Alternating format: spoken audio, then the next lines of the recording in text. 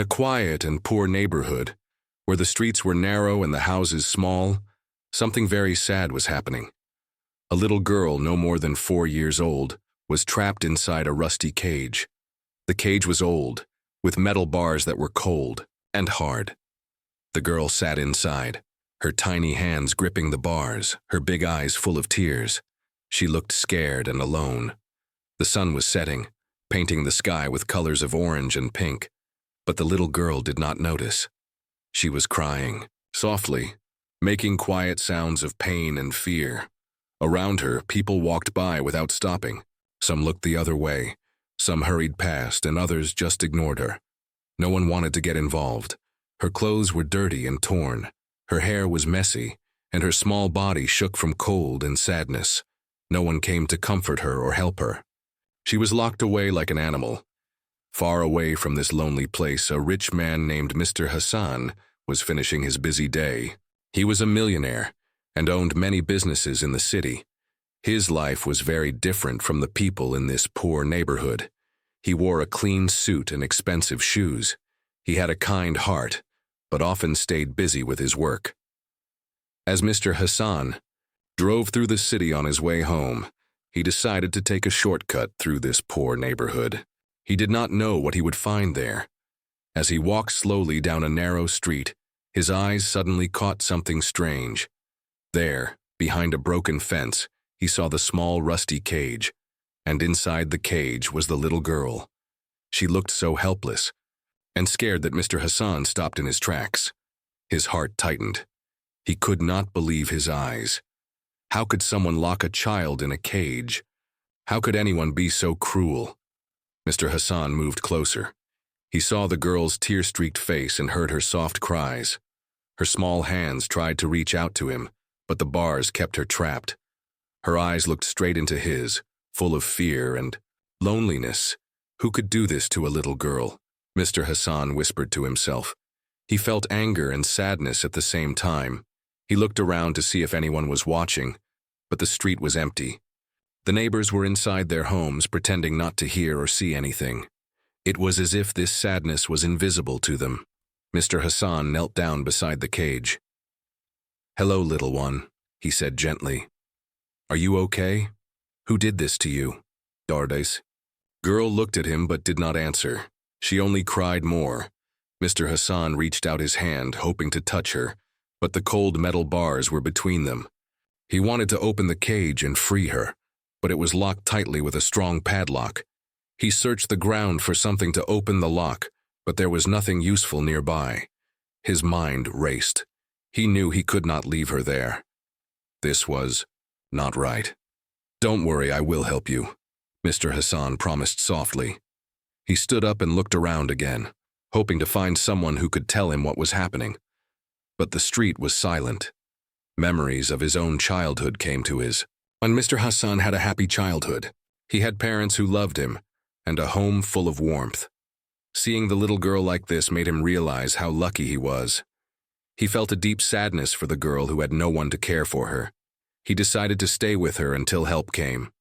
He took off his expensive jacket and gently placed it near the cage, hoping it would keep her warm. As darkness fell, the little girl stopped crying and looked at Mr. Hassan with a small spark of hope. For the first time, she felt that maybe someone cared. Mr. Hassan sat quietly near the cage. He watched the stars appear in the sky and thought about what he could do next. Who locked this innocent girl like an animal? And why? He asked himself. He knew this was just the beginning of a long story. A story that would change both their lives forever. The night was quiet again, but Mr. Hassan could not sleep. His mind was full of questions. He wanted to find out the truth and help this little girl escape her terrible cage. The next morning, the sun rose slowly over the poor neighborhood. Birds chirped softly in the trees, and the world began to wake up. But for the little girl in the cage, the morning did not bring much comfort. She was still locked inside, her small body tired and weak. Mr. Hassan had not left her side all night. He sat nearby, thinking deeply about what he had seen. He knew he had to do something fast. This little girl needed help, real help, As the neighborhood came alive with people going to work and children playing, Mr. Hassan stood up and looked around. He needed to find out who owned this place and why the girl was locked like this. He walked carefully down the street, asking neighbors quietly. But most people either looked away or told him they didn't know anything. Some were afraid to talk. The neighborhood was poor, and people kept their problems to themselves. Finally, an old woman stepped out of her small house. She looked tired and worried, but also kind. She had seen what was happening. "That cage belongs to the house at the end of this street," she whispered. "But the owners are cruel. They don't treat the girl like a child. They keep her locked up, saying she's dangerous. But I think she's just scared and alone." Mr. Hassan thanked the woman and hurried toward the house. It was old and small, with cracked windows and a broken door. The cage was in the backyard, hidden behind some bushes. He stood by the gate and tried to call someone. "Hello, is anyone home?" he shouted. Suddenly a man appeared. He was rough-looking with a hard face and cold eyes. Mr. Hassan felt a chill run down his spine. "What do you want?" The man growled. "I want to help the girl locked in that cage," Mr. Hassan said firmly. "She doesn't belong there. She's a child, not an animal." The man laughed cruelly. "She's no child to me," he said. "She's trouble. We locked her up because she causes problems. She's not our family." Mr. Hassan's heart ached. How could someone say such things about a small child? "She's just scared. She needs love and care, not a cage," he said softly. The man didn't listen. He turned away and went inside the house, slamming the door. Mr. Hassan knew talking to the man would not help. He had to find another way. He returned to the cage and sat down next to the girl. She looked at him with tired eyes but did not cry. "Anymore? I promise I will get you out," he said quietly. "You don't have to stay here." Suddenly, a soft voice called from behind him. It was the old woman from earlier. "You can't do this alone," she said. "The law can help. You need to call the police." Mr. Hassan nodded. "You're right. This child deserves to be free and safe."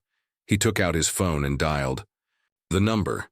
His voice was calm but serious as he explained the situation. Within an hour, police officers arrived. They carefully opened the cage and lifted the little girl out. She looked confused, but safe in their arms. Mr. Hassan watched as they took the girl away, feeling a mix of relief and worry. What would happen to her now? Who would take care of her? He decided to follow the police to the station. There, the girl was given food, clean clothes, and a warm bed. She was quiet, but started to smile when she felt safe. Mr. Hassan learned from the officers that the girl's name was Amina. She had been locked up for weeks because the family said she was different. No one wanted to explain what they meant. Mr. Hassan's heart was full of questions. What had Amina been through? Why was she treated so badly? He knew his life was about to change. He wanted to help Amina, but he also wanted to find out the truth behind her story. As he left the police station, he looked back at the little girl sleeping peacefully. He whispered to himself, "I will protect you, Amina. No one will hurt you again." But deep inside, Mr. Hassan felt that this was only the beginning of a difficult journey. The secrets of the past were waiting to come out, and he was ready to face them. Days passed since Mr. Hassan rescued little Amina. The small girl was now safe in a warm shelter. She was quiet but slowly began to trust the people around her. She even smiled sometimes when Mr. Hassan visited. But Mr. Hassan knew there was more to her story. Why was she locked away like an animal? Why did her family treat her so badly? He wanted answers. He decided to visit the neighborhood again. This time, he wanted to find someone who really knew Amina's past. Mr. Hassan walked slowly through the streets. People looked at him with curiosity. Some recognized him as the rich man who had saved the girl. Others just whispered among themselves. Finally, he reached a small tea shop. Inside, an older man sat sipping tea quietly. His eyes were kind but tired. Mr. Hassan asked, "Do you know Amina? Can you tell me about her family?" The man looked at Mr. Hassan for a moment. Then he nodded slowly. Yes, I know her. That family is full of pain and secrets. They don't treat her well because they are scared. Scared? Of what? Hassan asked. The old man sighed. Amina's mother died when she was very young. Her father disappeared. The people who took her, Duluis, they are her relatives, but they don't want her. They say she is different, but no one says why. They keep her hidden. Mr. Hassan's heart grew heavy. Different how? The man lowered his voice. People say Amina has a condition. She is not like other children, but no one knows. Exactly what? They fear what they don't understand, so they locked her away. Mr. Hassan felt a mix of anger and sadness. A child locked up because she is different? That was cruel and wrong. He asked, "Where is Amina's mother's family? Does she have anyone who will help her?" The man shook his head. No one. They all moved away long ago. Amina is alone. Mr. Hassan clenched his fists. He knew he had to do more. Saving Amina from the cage was just the first step. Now he had to find a way to give her a real home and a real family. But before that, he wanted to meet Amina again. At the shelter, Mr. Hassan sat beside her. She looked up with big, curious eyes. "Do you want to tell me about yourself?" he asked gently. Amina was silent for a moment, then she whispered, "I was scared. I didn't understand. They said I was bad." Mr. Hassan took her small hand. "You are not bad, Amina. You are special, and I will protect you." Amina smiled faintly. For the first time, she felt hope. But even as Mr. Hassan comforted her, he knew dangers still waited. The relatives who locked her away might try to take her back. Or worse, he promised himself to stay strong for her. He would fight to keep her safe. Outside the shelter, a shadow moved quietly. Someone was watching. After the meeting with the old man, Mr. Hassan could not stop thinking about Amina's past. He wanted to find out more about her family, the people who locked her in a cage and left her alone. One morning, Mr. Hassan decided to visit the small house where Amina used to live. It was a rundown place at the edge of the city. The paint was peeling off and the windows looked dusty and broken. As he walked closer, his heart beat faster. What would he find there? Would anyone be home? He knocked on the door. After a moment, a woman opened it. She looked tired and cold. Mr. Hassan noticed her eyes were hard and she quickly tried to close the door. "Please," Mr. Hassan said softly. "I want to talk about Amina. I want to help." The woman hesitated, then let him in. Inside, the house smelled old and musty. On a small table, there were a few old toys, broken and dusty. Mr. Hassan felt a deep sadness. The woman sat down and said quietly, "You don't know what you're getting into. Amina is not like other children." Mr. Hassan listened carefully. "What do you mean?" She took a deep breath and began to tell the story. Amina was born with a rare illness. It makes her weak, and sometimes she cannot speak well.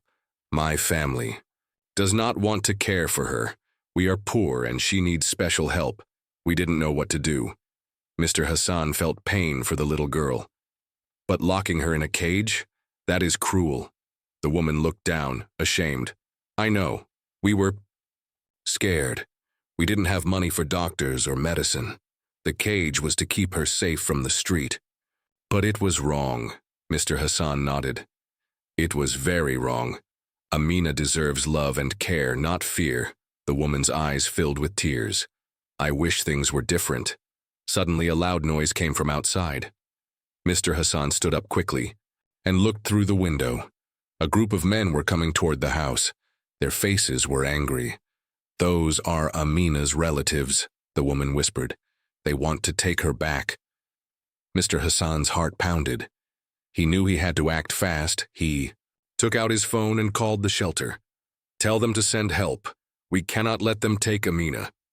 The woman looked scared. "They will do anything to get her." Mr. Hassan put his hand on her shoulder. "I will protect her. No one will hurt Amina again." Outside, the men were getting closer. The dark secret of Amina's family was about to explode. Mr. Hassan prepared to fight for the little girl's future. The next moments would decide everything. Mr. Hassan's heart was pounding as the angry men approached the small house. He knew they wanted to take Amina back, to lock her away again, but he was ready to stop them. He moved quickly to the door and locked it. The woman looked at him with fear, but also hope. Mr. Hassan dialed the shelter's number again, asking for help to come fast. The men outside began shouting, banging on the door, demanding it be opened. "Give us the girl. She belongs to us," they yelled. Mr. Hassan stood firm. "No, Amina is safe here. She is not a prisoner." One of the men kicked the door hard. The house shook. Mr. Hassan felt the fear rise, but he stayed calm for Amina's. Inside, Amina clung to the woman's arm, tears running down her face. She was scared, but she also felt safe with Mr. Hassan there. Suddenly, a loud siren sounded in the distance. Police were coming. The men outside cursed and shouted angrily but had to stop. They knew the law would not allow them to take Amina by. Force Mr. Hassan opened the door slightly and spoke to the men firmly.